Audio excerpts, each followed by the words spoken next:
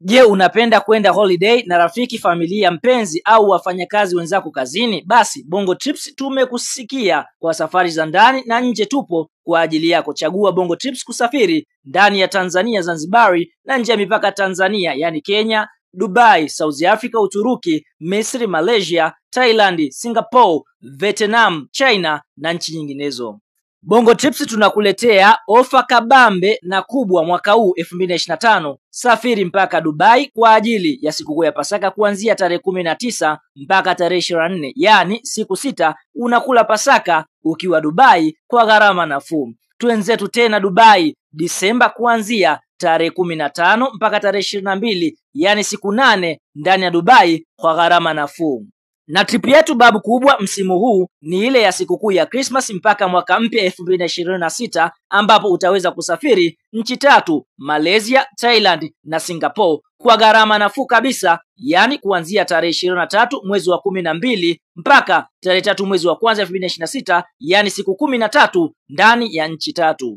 Kwa mawasiliano zaidi tupigie simu namba 0752213715 au simu namba 0754557877. Pia unaweza kutufuatilia kwenye mitandao yetu ya kijamii Instagram, TikTok na Facebook kwa jina la Bongo Trips, au tembelea website yetu ya www.bongotrips.co.tz. Kama ni mara yako ya kwanza unatembelea chaneli yetu ya Top 5 Media, tunakuomba ubonyeze neno subscribe, kisha kwa chini itatokea alama ya kengele. Tunakuomba ubonyeze kengele hiyo ili uwe wa kwanza kupokea taarifa katika chaneli yetu. Asante.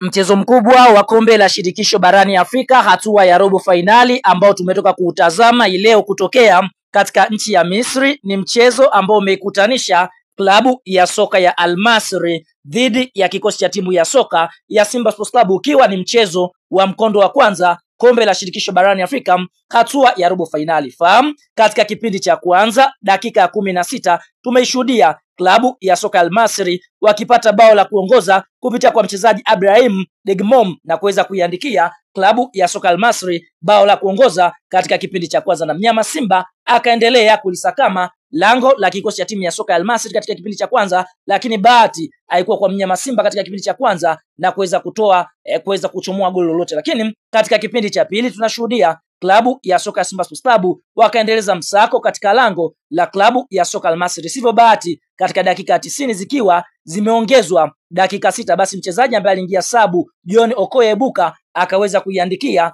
klabu ya soka ya Al Masry bao la pili, na mpaka mwamuzi wakati anapuliza kipenga chake, basi klabu ya soka ya Al Masry wameweza kufanikiwa kuibuka na ushindi wa mabao 2-0 dhidi ya kikosi cha timu ya soka ya Simba. Lakini kuna tukio tata ambalo liweza kujitokeza katika dakika ya 65 ambapo mchezaji Lionel Christian Tebambida aliweza kuchezewa rafu ndani ya box, lakini mwamuzi wakati aliweza kumeza filimbi na kutokuipa klabu ya soka ya Simba penalti licha ya VAR kuwepo. Basi kwa upande mwingine Simba walishindwa kunufaika kwa kuweza kupata mkwaju wa penalti, kwa sababu kwa upande mwingine tunashuhudia VAR ameshindwa kulingamua tukio ile. Lakini kuja kuangalia ni penalti zaidi ambayo Simba wameweza kunyimwa dhidi ya kikosi cha timu ya soka ya Al Masry. Kwa sasa kinachosubiriwa ni mechi ya marudiano ambayo itakuja kupigwa katika uwanja wa Benjamin Mkapa tarehe 9 mwezi wa 4 mwaka 2025, ambapo Simba watakuwa wenyeji majira ya saa 10 jioni. Wanachotakiwa kufanya Simba ni kushinda kuanzia mabao 3-0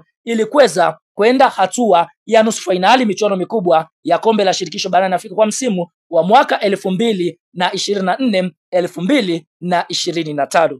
Bwana, kabla ya kuendelea mbali, una nafasi ya kwenda eneo la comment na kutuambia kwa upande wako, je, ni kipi ambacho kimeifanya klabu ya soka Simba siku ya leo kuweza kupoteza dhidi ya kikosi cha timu ya soka Al Masry licha ya kuwa vizuri katika uwanja.